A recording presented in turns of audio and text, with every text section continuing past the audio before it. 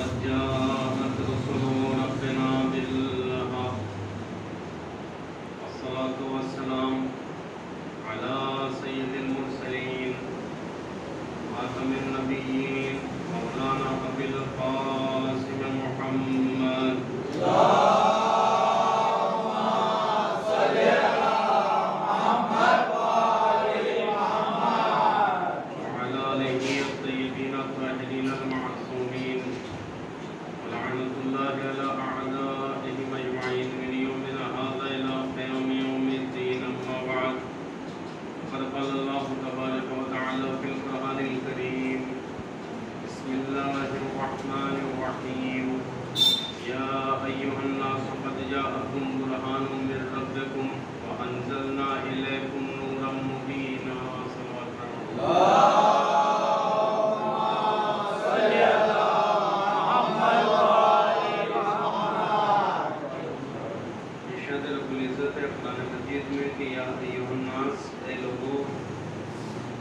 قد جاءکم برہانکم کہ بے شک بالتحقیق تمہاری طرف اللہ کی طرف سے برہان آیا وَأَنزَلْنَا إِلَيْكُمْ اور ہم نے تمہاری طرف نازل کیا نورم مبینہ نور مبین۔ اس آیہ کریمہ میں پروردگار عالم نے سب سے پہلے خطاب یا ایھا الناس کے ذریعے سے کیا کہ اے انسانوں، یعنی اس خطاب میں اس روئے زمین پر جب تک قرآن موجود ہے تب تک کے انسانوں کو مخاطب کیا گیا۔ قرآن کے مخاطب کرنے کے انداز اور قرآن کے بیان کرنے کے انداز الگ الگ ہوتے ہیں۔ قرآن کبھی مومنین کو مخاطب کرتا ہے تو کہتا ہے یا ایھا الذین آمنو، اے ایمان لانے والے۔ تو یہاں پر مراد وہ افراد ہوتے ہیں کہ جو صاحبان ایمان ہیں، جنہوں نے ایمان لایا۔ اب باتیں جو بھی ہوگی اور جو بھی بات پروردگار عالم بیان کرے گا وہاں پر خطاب صاحبان ایمان سے ہوگا اور کسی اور سے نہیں ہوگا۔ کہیں پر پروردگار عالم نے کہا یا ایھا الذین آمنو، کہیں پر کہا اے تقوی اختیار کرنے والوں، کہیں پر کہا اے اسلام لانے والوں، اور کہیں پر کہا کہ اے انسانوں۔ صرف قرآن مجید اور صرف ہماری کتاب کا یہ امتیاز ہے کہ ہماری کتاب تمام عالم انسانیت کو مخاطب کرتی ہے۔ صرف قرآن مجید جو انسانوں کو مخاطب کر کے اپنی بات کہتا ہے۔ آپ اپنے مخاطبین کا دائرہ جتنا بڑھاتے چلے جائیں گے آپ کی ذمہ داری اتنی بڑھتی چلی جائے گی۔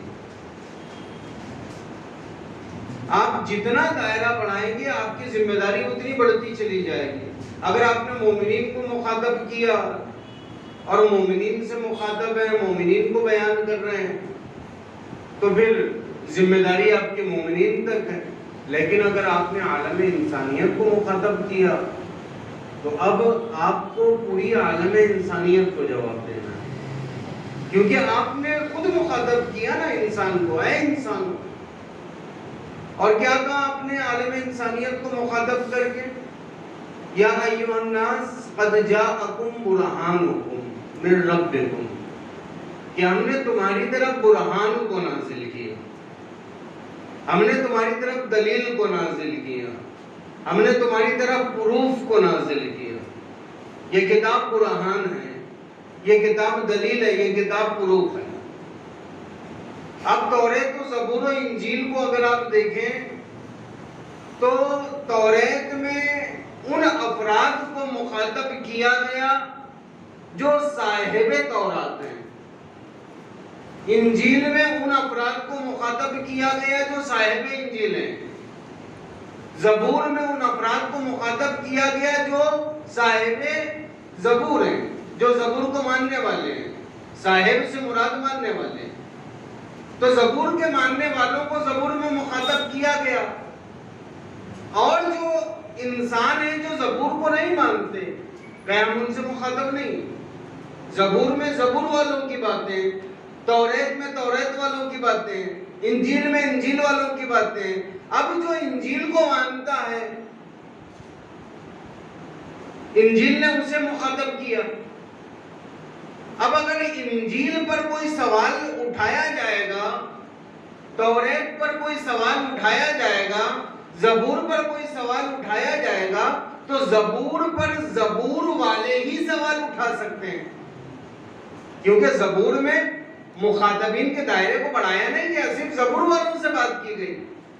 انجیل پر انجیل والے سوال اٹھا سکتے ہیں، اور یہ جو آسمانی کتاب ہے، ہر کتاب نے اپنے مذہب والوں کو مخاطب کیا، تو وہی مذہب والا اس کتاب کے بارے میں سوال کر سکتا ہے، دوسرے کو حق نہیں، دوسرے کو حق نہیں۔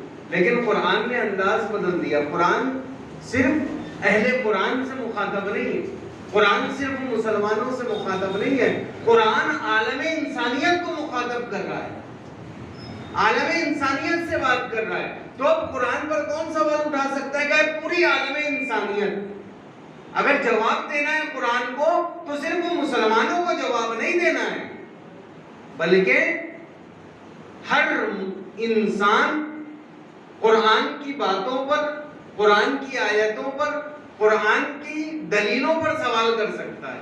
اب قرآن یہ نہیں کہہ سکتا کہ ہم تمہیں جواب نہیں دیں گے، نہیں، آپ نے خود کہا یا ایھا الناس، اے لوگو، کیا کہا؟ قد جاءکم برہانکم من ربکم، ہم نے تمہاری طرف برہان نازل کیا۔ کس کو مخاطب کر کے کہا؟ انسانوں کو مخاطب کر کے۔ کیا نازل کیا؟ برہان نازل کیا، یعنی اب پوری انسانیت کے سامنے تمہیں اپنے برہان کو ثابت کرنا ہے، ایک تو فرد کے سامنے نہیں، پوری انسانیت کے سامنے تمہیں برہان کو ثابت کرنا ہے۔ یہ برہان کیا ہوتا ہے؟ یہ برہان کیا ہوتا ہے؟ ہم نے تمہاری طرف برہان کو نازل کیا، تو سوال یہ پیدا ہوتا ہے کہ برہان کسے کہتے ہیں؟ برہان کی ڈیفینیشن ایک لفظ میں اگر بیان کرنا چاہے تو برہان وہ ہوتا ہے کہ جو مطابق واقع ہوتا ہے۔ برہان کیا ہوتا ہے؟ مطابق واقعہ ہوتا ہے۔ مطابق واقعہ یعنی کیا؟ یعنی مثلا آپ نے کوئی حادثہ دیکھا سڑک پر یا کہیں اور، اس حادثے کو آپ نے اپنی آنکھوں سے دیکھا اور اپنے موبائل میں قید کر لیا، اپنے موبائل میں اس کی ویڈیو بنا لی۔ اب آپ نے کہیں پہ اس واقعے کو نقل کیا کہ وہاں پر فلاں حادثہ ہو گیا تھا، وہاں پر فلاں واقعہ ہو گیا تھا، تو جس کے سامنے آپ بیان کر رہے ہیں وہ آپ سے پوچھے گا آپ کے پاس کوئی برہان ہے؟ آپ کے پاس کوئی برہان ہے؟ تو اب آپ نے وہ جو موبائل میں بنایا تھا اس کا ویڈیو وہ آپ نے دکھا دیا۔ اب جیسا جیسا وہاں ہوا ویسا ویسا ویڈیو آپ نے بالکل دکھا دیا، مطابق واقع، جیسا وہاں پہ ہوا ویسا یہاں دکھا دیا۔ تو یہ ویڈیو کیا ہے؟ یہ ویڈیو برہان ہے، یہ ویڈیو برہان ہے جو اس واقعے کی تصویر کشی کر رہا ہے، جو اس واقعے کی عکاسی کر رہا ہے، جیسا وہاں پر ہوا ویسا یہاں پر بیان کر دے۔ اب آئیے قرآن کہا، قرآن کیا ہے؟ کہ قرآن برہان ہے، قرآن برہان ہے۔ اب قرآن میں جتنی باتیں ہوں گی، قرآن میں جتنی چیزیں ہیں، ان تمام چیزوں کی تصویر کشی یہ قرآن کرے گا۔ اب قرآن نے کہا وَلِلَّهِ السَّمَاوَاتِ وَالْأَرْضِ، اللہ کے لیے آسمان ہے، اللہ کے لیے آسمان ہے، یعنی کیا؟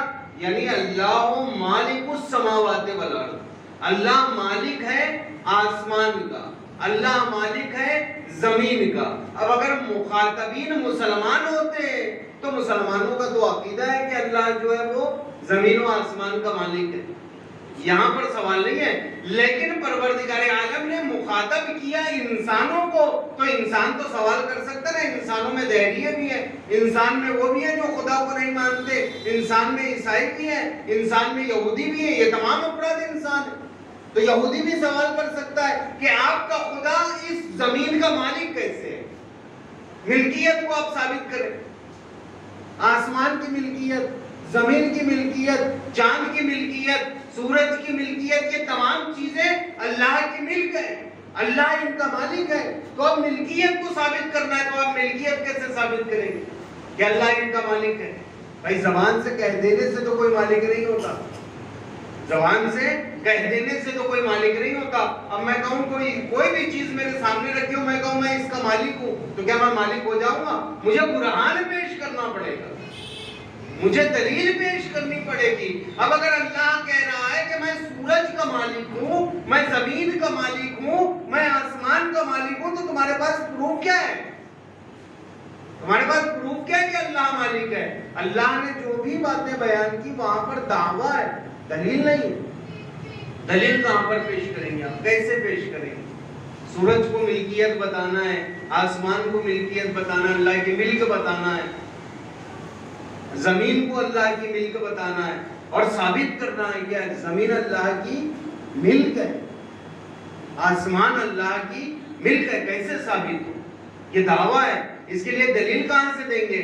کہ یہاں پر اگر آپ یہ کہیں کہ حسبنا کتاب اللہ، اللہ کی کتاب ہمارے لیے کافی ہے، تو بات مکمل نہیں ہوگی، اس لیے کہ قرآن میں دعویٰ پیش کیا گیا ہے، کہیں پر ملکیت کو ثابت نہیں کیا گیا کہ سورج میری ملکیت ہے۔ اللہ کہہ رہا ہے سورج میری ملکیت ہے۔ ملکیت کسے کہتے ہیں؟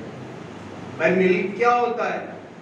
ملک وہ ہوتا ہے کہ ملک پر صاحب ملکیت کا اختیار ہوتا ہے، ملک پر صاحب ملکیت کا اختیار ہوتا ہے۔ مثلا اگر میرے پاس کوئی کتاب ہے، میری ملک ہے، وہ کتاب میری ملک ہے، اب میرا اس پر اختیار ہے، میں چاہوں تو اسے پڑھوں، میں چاہوں تو اسے پھاڑ دوں، میں چاہوں تو اسے اپنے تصرف میں جس طریقے سے چاہوں لے کر آ جاؤں، جس طریقے سے چاہوں لے کر آ جاؤں۔ تو تصرف بتاتا ہے، تصرف ثابت کرتا ہے کہ جس کے تصرف میں وہ چیز ہے وہ اس کا مالک ہے۔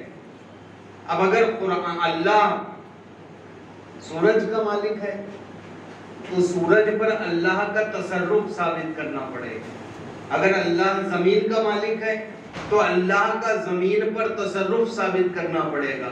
اگر اللہ آسمان کا مالک ہے تو اللہ کا آسمان پر تصرف ثابت کرنا پڑے گا۔ اب آپ کہیں گے کہ اللہ زمین کا مالک ہے اس لیے کہ جب چاہے گا گردش دے گا، جب چاہے گا روک لے گا، تو بات پھر دلیل کی کہ یہاں پر آپ کہہ رہے ہیں کہ اللہ زمین کو چلاتا ہے، اللہ آسمان کو چلاتا ہے، برہان نہیں پیش کر رہے ہیں آپ، برہان نہیں پیش کر رہے۔ تو اللہ نے برہان کیسے پیش کیا؟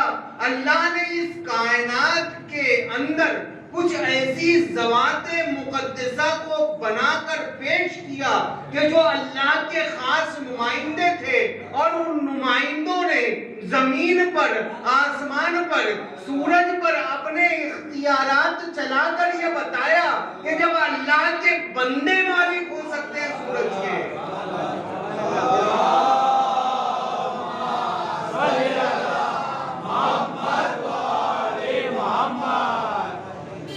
کائنات پر تصرف کر کے بتایا۔ انبیاء نے تصرف کیا، ائمہ نے تصرف کیا۔ ملکیت کیا ہوتی ہے؟ ملکیت یعنی جس طرف سے چاہے استعمال کرے، جیسے چاہے استعمال کرے، وہ اس کی ملکیت ہے۔ امام علی نے سورج کو مغرب سے نکال کر بتایا۔ آپ کہتے تھے نا سسٹم کیا ہے کہ مشرق سے نکلے گا مغرب میں ڈوبے گا، یہ تم لوگ دیکھ رہے ہیں، یہ ہم دیکھ رہے ہیں، یہ ہم دیکھ رہے ہیں، لیکن امام نے بتایا کہ نہیں دیکھو، ہم اس کے نکلنے کے انداز کو بھی بدل سکتے ہیں، ہم اس کے اوقات کو بھی بدل سکتے ہیں، ہم ہلتی ہوئی زمین کو روک سکتے ہیں۔ تو یہ تصرف ہے، اور تصرف بتاتا ہے ملکیت کو۔ اب جب خدا کے نمائندے سورج پر اختیار رکھتے ہوں تو پھر جو ان کا خدا ہوگا وہ بھی بہرحال، ایک صلوات پڑھیں محمد،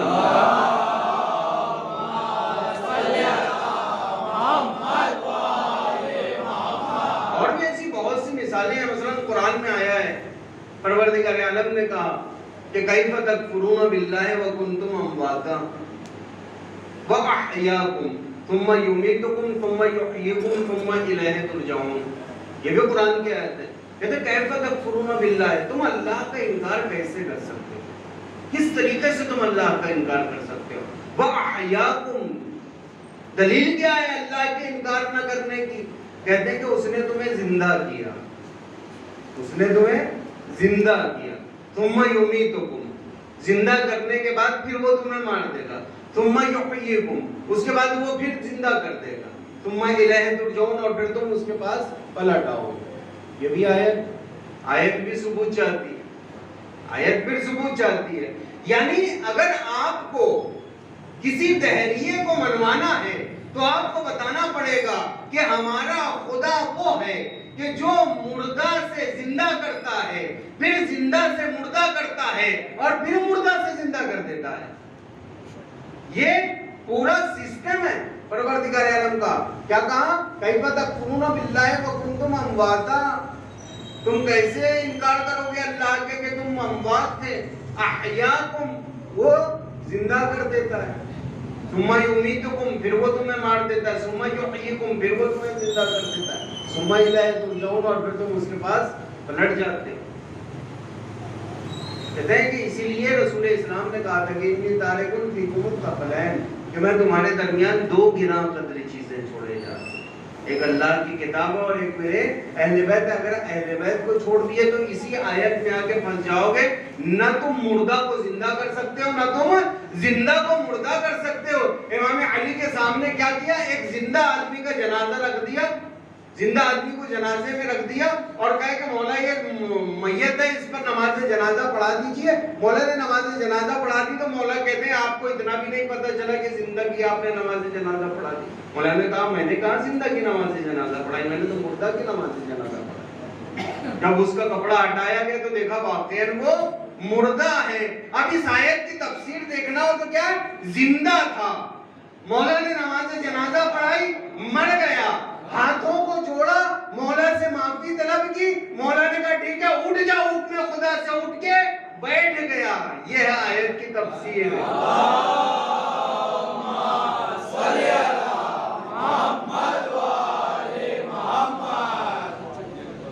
یہ آیت کی تفسیر محتاج ہے. اور آپ دیکھیں واقعہ ہے, کہتے ہیں کہ رسول اسلام نے ایک حدیث بیان کی تھی. رسول اسلام کی ایک حدیث ہے کہ میری امت کے علماء بنی اسرائیل کے انبیاء سے افضل ہیں. یہ حدیث مسلم کہ میری امت کے علماء انبیاء بنی اسرائیل سے افضل ہیں. اب بہرحال یہ حدیث جب صاحبان تورات و زبور و انجیل تک پہنچی تو انہوں نے کہا کہ بھائی یہ کون سے رسول ہیں, یہ کون سی امت آ گئی ہے کہ جس امت کے علماء ہمارے انبیاء سے افضل ہیں. بہرحال آتے ہیں مدینہ, ایک انجیل کا ماننے والا, ایک توریت کا ماننے والا, ایک زبور کا ماننے والا, یہ تینوں افراد آ جاتے ہیں. اور آنے کے بعد وہ افراد جو اس وقت اسلام کا علم ظاہراً اٹھائے ہوئے تھے ان کے پاس آتے ہیں اور کہتے ہیں کہ آپ کے رسول نے کہا ہے کہ میری امت کے علماء انبیاء بنی اسرائیل سے افضل, تو آپ اپنے علماء کو بلوائیے تاکہ ہم دیکھ سکیں کہ وہ ہمارے نبیوں سے کیسے افضل ہیں. بھائی بات افضلیت کی ہے, برابر نہیں کہا رسول اکرم نے کہ انبیاء بنی اسرائیل کے برابر ہیں, کہا افضل ہے. یعنی جناب موسیٰ سے بھی افضل ہے, یعنی جناب داؤد سے بھی افضل ہے, یعنی جناب عیسیٰ سے بھی افضل ہے. کہ آپ افضلیت بتائیے تو پہلے علماء کو بلوائیے کہ آپ کے عالم کہاں ہیں, تاکہ ہم ان کے اندر اپنے نبی کی اور اس سے افضلیت دیکھ سکے. کہ کیا افضلیت دیکھنا چاہتے ہو؟ تو توریت کا ماننے والا, جناب موسیٰ کا ماننے والا کہتا ہے کہ ہمارے نبی لکڑی کو اژدہا بنا دیا کرتے تھے. اگر آپ کے علماء ہمارے انبیاء سے افضل ہیں تو وہ اس سے بہتر کارنامہ کر کے بتائیں، اور اگر اس سے بہتر نہیں کر سکتے تو کم سے کم وہی کام جو موسیٰ کرتے تھے اتنا ہی کر دیں۔ زبور والے نے کہا کہ ہمارے نبی لوہے کو موم بنا دیا کرتے تھے، لوہا ان کے ہاتھوں میں آ کے موم ہو جایا کرتا تھا، کم سے کم آپ کے عالم اتنا ہی کر دیں کہ لوہے کو موم کر دیں۔ اور جناب عیسیٰ کا ماننے والا کہتا ہے کہ ہمارے نبی مردے کو ٹھوکر مار کے زندہ کر دیا کرتے تھے۔ اگر آپ کے عالم افضل ہیں تو اس سے بہتر کریں، یا کم سے کم کسی مردے کو ٹھوکر مار کے زندہ کر دیں۔ اب تمام افراد بیٹھے ہیں، کہے پہلے علماء کو بلایا جائے، کہے علماء کہاں ہیں، کہے یہ جو بیٹھے ہیں سب علماء ہیں، کہے اس میں سے کوئی آدمی یہ تین کاموں کو کر دے۔ تو کہتے ہیں کہ تم ہمارے مذہب کو بدنام کر رہے ہو، 24 گھنٹے کی مہلت ہے، مدینے سے باہر چلے جاؤ، مدینہ چھوڑ دو ورنہ قتل کر دیے جاؤ۔ یہ جواب تو نہیں ہوا تھا بہرحال، وہ لوگ بہرحال چونکہ حکومت ان کی ہے تو وہ لوگ واپس چلے، جب مدینہ چھوڑنا ہے ورنہ قتل کر دیے جائیں گے۔ ایک جملہ معاذ اللہ کہا ان لوگوں نے کہ ان کا مذہب بھی جھوٹا ہے اور معاذ اللہ استغفر اللہ ان کے نبی بھی جھوٹے تھے۔ اگر سچ ہوتا اور سچ بات کہی ہوتی تو ان کے علماء ہمارے انبیاء کے جیسے کاموں کو کر کے بتاتے۔ وہاں سے جناب سلمان کا گزر ہو رہا تھا، جب سلمان نے یہ سنا کہ یہ ہمارے نبی کو جھوٹا کہہ رہا ہے تو سلمان کہتے ہیں کہ کیا بات ہے۔ انہوں نے سارا ماجرا سلمان کو سنایا۔ سلمان نے کہا کہ ہمارے نبی نے کہا تھا کہ ہماری امت کے علماء، تم علماء کے پاس گئے، تم عالموں کے پاس گئے، تم جاننے والوں کے پاس گئے، کہے چلو میں تمہیں لے چلتا ہوں، کہے چلو۔ لے کر آئے امام علی ابن ابی طالب علیہ السلام،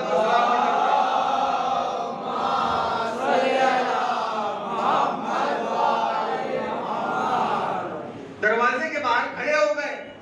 ابھی دروازے کے باہر کھڑے ہوئے تھے کہ دروازے کے اندر سے آواز آئی، سلمان تینوں کو اندر لے آؤ۔ یہ پہلا جھٹکا، کہ تینوں کو اندر لے آؤ۔ یہ تینوں سوچنے لگے کہ ان کو جس نے آواز دی اسے کیسے پتا چلا کہ ہم تین آئے ہیں اور تین کے ساتھ سلمان بھی ہے۔ آواز دے رہے سلمان تینوں کو اندر لے آؤ۔ تو پہلی حیرت کا مقام تھا ان کے لیے، بہرحال تینوں اندر آتے ہیں۔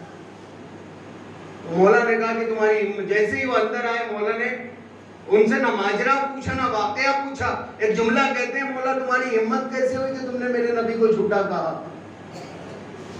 تمہاری ہمت کیسے ہوئی کہ تم نے میرے نبی کو جھوٹا کہا؟ کہے وجہ یہ تھی کہ آپ کے نبی کی حدیث ہے کہ میری امت کے علماء انبیاء بنی اسرائیل سے افضل ہیں۔ کہ وہ افضلیت ہم نے ثابت کرنی چاہیے کہ ثابت کر کے بتائیں۔ کوئی بتا نہیں پایا تو ہم نے کہا کہ آپ کے نبی جھوٹے ہیں معاذ اللہ۔ کہ تم کیا ثابت کرنا چاہتے ہو؟ کہے اگر آپ کے علماء ہمارے انبیاء سے افضل ہیں تو افضل کام کر کے بتائیں، یا کم سے کم ان کے برابر کام کر کے بتائیں۔ کہے توریت والے سے پوچھا بتاؤ تمہارے نبی کیا کرتے تھے، تمہارے نبی کیا کرتے تھے؟ کہ ہمارے نبی لکڑی کو اشتہا بناتے تھے۔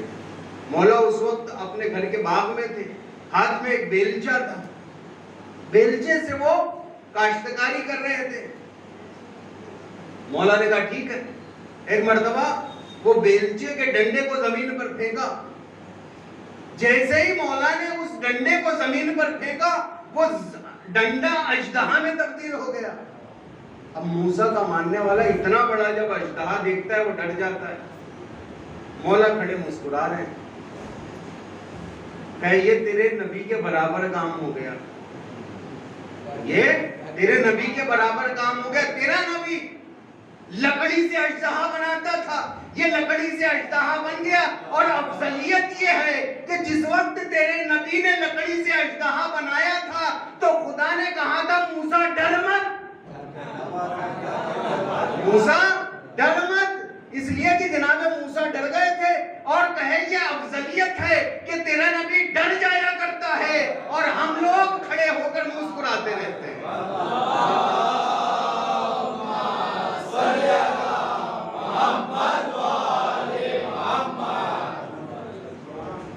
یہ ایک بات ہو گئی۔ اس کے بعد زبور والے سے پوچھا تمہارا کیا مطالبہ ہے؟ کہ ہمارے نبی لوہے کو موم کر دیا کرتے تھے، لوہا ان کے ہاتھوں میں آ کے نرم ہو جاتا تھا۔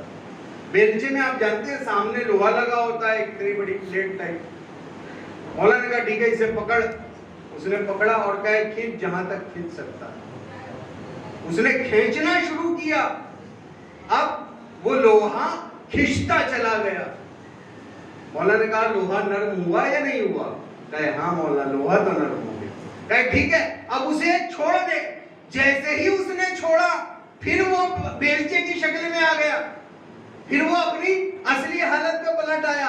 مولا نے کہا دیکھ تیرا نبی صرف لوہے کو نرم کرتا تھا، اور یہ علی ہے جو نرم بھی کرتا ہے اور اپنی اصلی حالت پہ بھی پلٹا دیتا ہے۔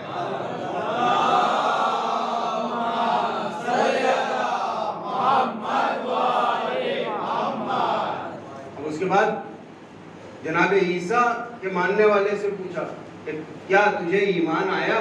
کہے مولا ایمان تو آ گیا، اس لیے کہ اپنی آنکھوں سے 2 معجزے دیکھ چکا ہوں۔ لیکن اب جب 2 معجزے ہو چکے تو ہمارا نبی جو کرتا تھا وہ بھی کر کے بتا دیجئے۔ کہے تمہارا نبی کیا کرتا ہے؟ کہے ہمارا نبی مردوں کو ٹھوکر مار کے زندہ کر دیا کرتا ہے۔ کہے ٹھیک ہے چلو۔ مولا نے تینوں کو ساتھ میں لیا، سلمان بھی ساتھ ساتھ ہیں، شہر کے باہر نکلے، ایک قبرستان تک پہنچے، قبر کے پاس پہنچے، ایک قبر تھی، قبر کے پاس پہنچے، قبر پر لات ماری، قبر پھٹی اور ایک انسان اس میں سے باہر نکلا، اور نکلتے ہی کہتا ہے السلام علیکہ یا امیر المومنین۔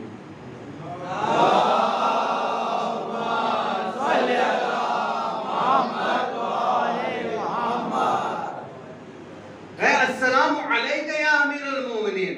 مولا نے سلام کا جواب دیا۔ مولا نے کہا کہ دیکھ یہ علی ہے، تمہارا نبی مردوں کو ٹھوکر مارتا تھا، میں قبر کو ٹھوکر مارتا ہوں اور قبر پھٹ کے مردہ باہر نکلتا ہے اور مجھے سلام کرتا ہے۔ اور کہے تم نے پہچانا یہ کون ہے؟ کہے نہیں مولا ہم نے تو نہیں پہچانا۔ کہے تم نے اپنے نبی کو نہیں پہچانا، تم نے اپنے نبی ہی کو نہیں پہچانا، یہ تمہارے نبی ہیں جو مجھے سلام کر رہے ہیں۔ ایک سلوات پڑھیں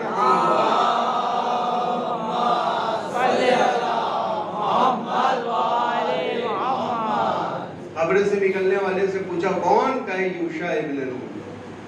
کہ میں یوشع ہوں۔ یہ معرفت ہے۔ تو جب تک قرآن کے ساتھ اہل بیت کا ساتھ نہیں ہوگا، جب تک قرآن کے ساتھ آپ اہل بیت کا دامن نہیں پکڑتے، آپ کے پاس آیتیں تو آپ کے ہاتھوں میں آ جائے گی، برہان آپ کے ہاتھوں میں نہیں آئے گا۔ برہان سے آپ محروم رہ جائیں گے، دلیل سے آپ محروم رہ جائیں گے۔ اس لیے کہ اگر قرآن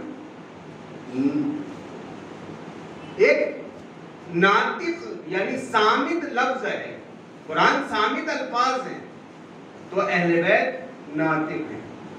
یہ قرآن ناطق ہے، یہ برہان ہے، یہ دلیل یہاں سے ملے گی۔ اور بہت ساری ایسی جگہ ہیں اور بہت ساری ایسی چیزیں ہیں کہ جہاں پر انسان اگر اہل بیت کا دامن چھوڑ دے تو پھر قرآن سے اس کو کچھ بھی حاصل نہیں ہوگا، نہ وہ مقام برہان تک پہنچے گا۔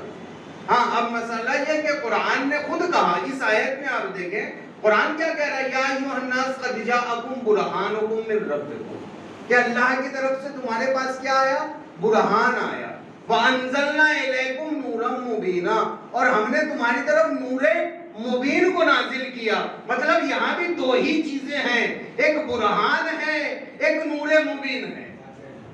یہاں بھی 2 ہی چیزیں ہیں، وہاں بھی رسول نے 2 چیزیں بیان کی، قرآن نے بھی 2 چیزیں بیان کی کہ دیکھو تمہارے پاس 2 چیزیں ہیں، ایک تو برہان ہوگا، ایک نور مبین ہوگا۔ برہان دلیل ہوگا اور نور مبین اس دلیل کو بیان کر کے بتائیں گے۔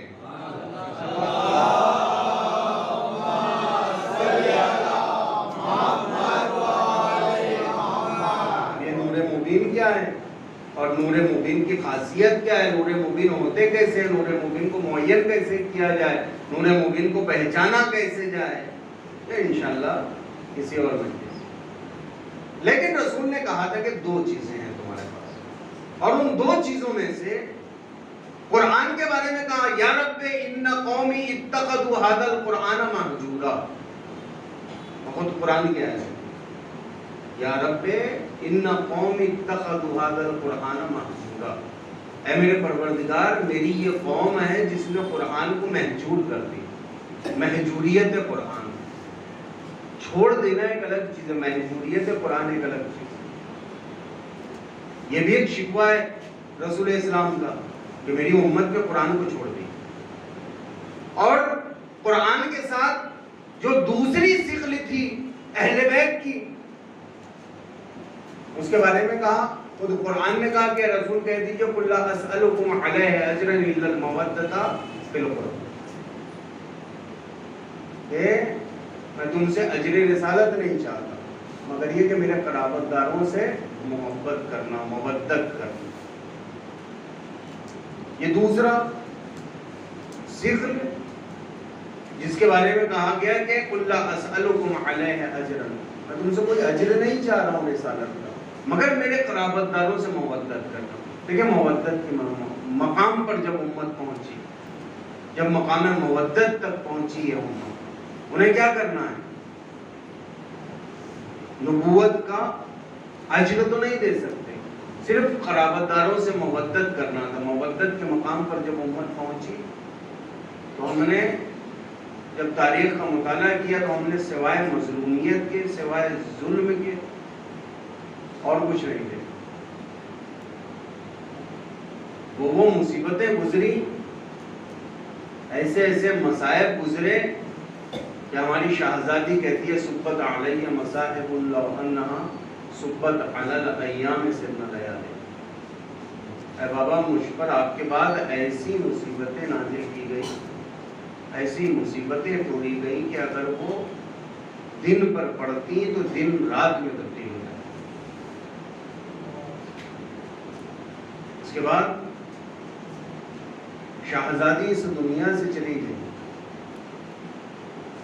اس حال میں کہ شہزادی کی پسلیاں ٹوٹی ہوئی تھی، اس حال میں کہ شہزادی 18 برس کی عمر میں عصا لے کر چلتی۔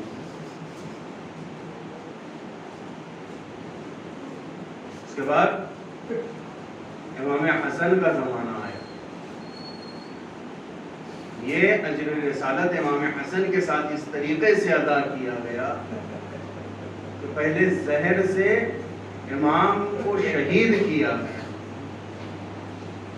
اور جب مولا شہید ہو گئے اور جب دفن کی باری آتی ہے تو مولا کے جنازے پر اتنے تیر برسائے گئے، اتنے تیر برسائے گئے کہ پورا جنازہ تیروں سے ڈھک جاتا۔ یہ باپ کے جنازے کا عالم ہے کہ جہاں پر جنازوں میں تیر ہیں،